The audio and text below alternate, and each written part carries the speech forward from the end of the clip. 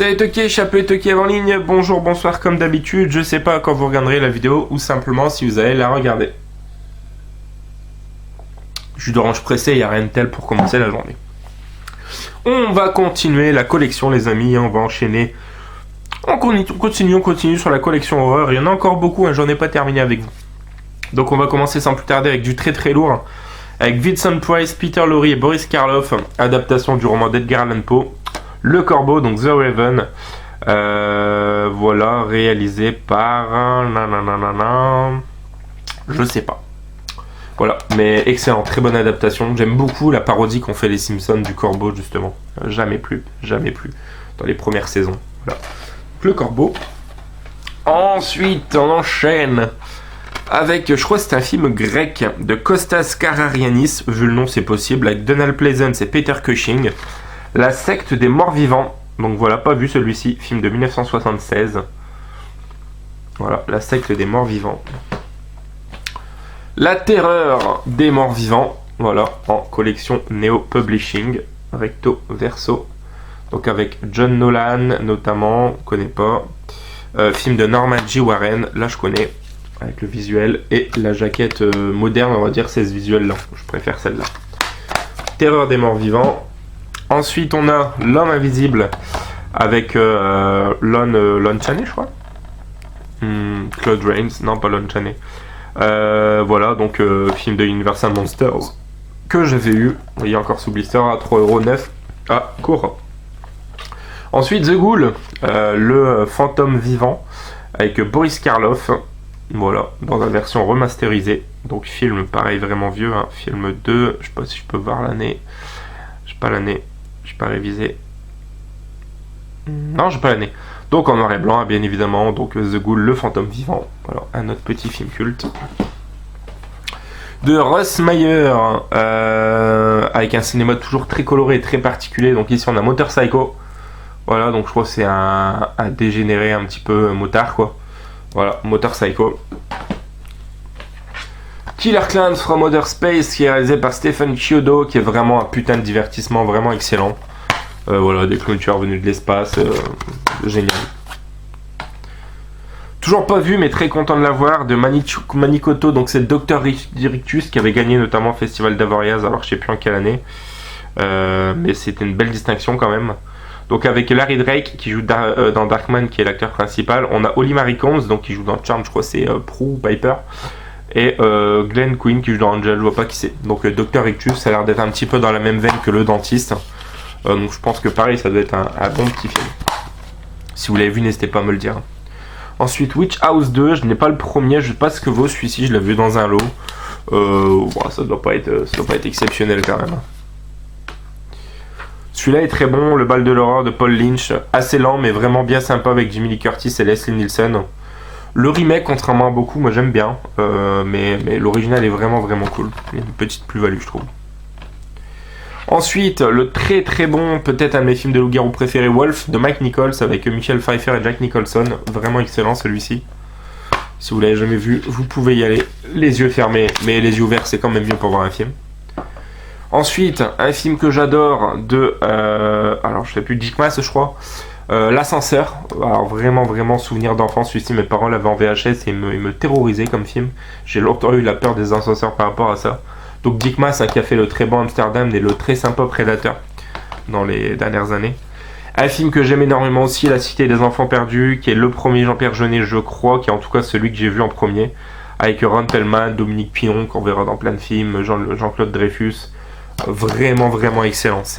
J'aime beaucoup l'univers, j'aime beaucoup l'histoire, l'esthétique, le visuel du film est excellent. Alors je sais pas ce qu'il donnerait maintenant, je l'ai vu il y a longtemps. Je sais pas s'il a pas pris un petit coup de vieux quand même. Ensuite un autre film culte, Le Carnaval des âmes, pardon. Donc on a qui dedans? On a un film de Herc Harvey en tout cas. Et on a notamment Candace Elgos. Voilà. Bon, jamais vu l'original, hein. Paraît-il que c'est un bon petit film. Voilà, vintage classique, Carnival of Souls. Sûrement le plus connu des Hitchcock avec Psychose, donc Les Oiseaux, hein, donc vraiment génial celui-ci. Hop, The Birds. Pareil, souvenir d'enfance. Ensuite, Le Fantôme de l'Opéra, donc l'original classique Universal Monsters. sorti chez Back Films, voilà. Donc Herbert Lom, donc un petit film de la Hammer, d'après une adaptation de l'œuvre de Gaston Leroux, réalisée par Terence Fisher, donc le fantôme de l'opéra. Ensuite, La Maison Orcelée de Vernon Sewell avec Boris Karloff, Christopher Lee notamment, Michael Gove aussi. Donc bon petit film culte aussi celui-ci. Curse of the Crimson Altar, inspiré d'une œuvre de Lovecraft. Ok, pas vu celui-ci. Hein. Ensuite, Monkey Shrines, je crois que c'est Incident de parcours le titre français. C'est de George Romero. Voilà, donc je vais pas vous dire de bêtises parce que je l'ai pas vu, mais je crois que ça part de base sur des expériences sur des singes. Et il y a un rapport avec un virus, je crois. Un petit peu peut-être comme Alerte, je suis pas sûr. Ensuite, Dogon. Là, c'est une adaptation de Lovecraft et c'est très très sympa. Vraiment très sympa. Pareil, celui-ci, je l'ai vu il y a longtemps. J'étais assez jeune, donc je sais pas s'il aurait pas un peu vieilli quand même. Donc Dogon avec une espèce de créature. Un film qui m'a extrêmement déçu, que j'ai vu il n'y a pas super longtemps, c'est The Last House on Dead End Street. Donc c'est un film de Roger Watkins, avec lui-même notamment, Ken Fisher. Donc c'est un espèce de tournage de snuff movie, mais j'ai vraiment détesté le film. Franchement, les effets gore m'ont pas saisi plus que ça. Il y a des trucs assez stridents par moment, ça bouge beaucoup au niveau de la caméra. Je trouve que c'est filmé avec les pieds. J'ai vraiment détesté ce film. Pourtant, c'est vraiment le genre de truc dont je suis friand, mais j'ai vraiment détesté. Donc, je le regarderai sûrement une seconde fois, hein, parce que vous savez que je laisse toujours une seconde chance au film, et comme je l'ai vu tard, peut-être que je n'étais pas dans les conditions. Mais non. Ensuite, un classique de Marshall... Non, pas Marshall Thompson. Classique 2, c'est qui a fait ce film? J'arrive pas à voir. Film Without Face.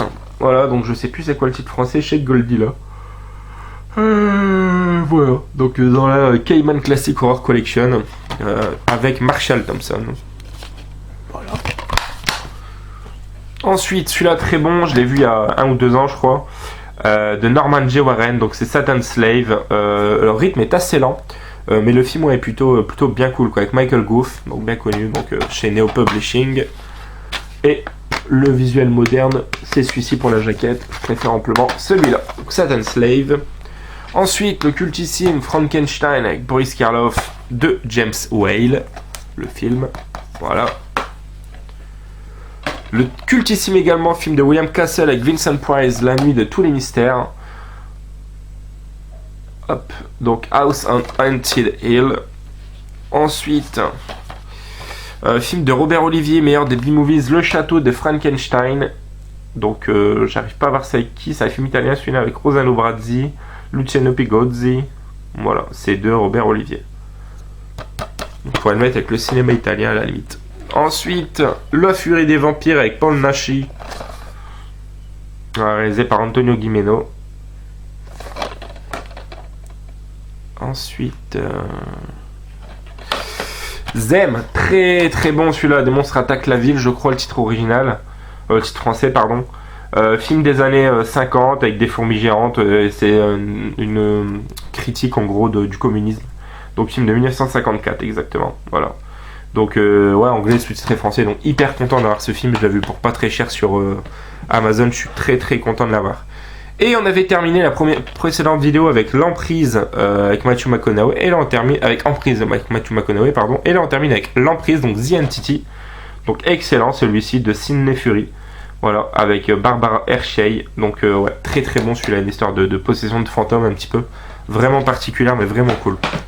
Et voilà les amis, on termine là cette vidéo, j'espère que ça vous aura plu, n'hésitez pas à commenter, liker, partager, quant à nous, on se retrouve très prochainement, joyeux anniv, ciao fucking ciao.